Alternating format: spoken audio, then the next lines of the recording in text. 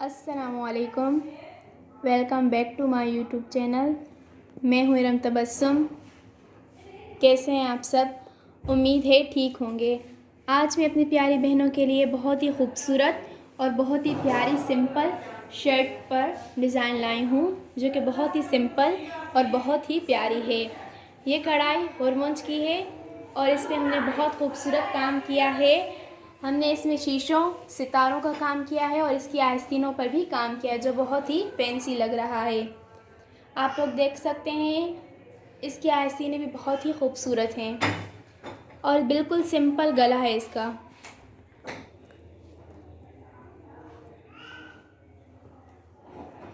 और इस ड्रेस का फ्रंट बिल्कुल हैवी है। आप लोग देख सकते हैं, ये एक मुख्तलिफ और बहुत प्यारी डिज़ाइन लग रही है। ये बिल्कुल सिंपल शर्ट है, आप किसी भी अपनी सहेली वगैरह को बनाकर दे सकते हैं। आप ये ड्रेस किसी भी इवेंट पर भी पहन सकते हैं। आपको ये ड्रेस कैसी लगी हमें कमेंट्स में बताएं। हमारे चैनल को सब्सक्राइब करें, शेयर करें एंड बेल आइकन को दबाएं। अपना बहुत ज़्यादा ख्याल रखिएगा, दुआओं में याद रखिएगा। अल्लाह हाफ़िज़।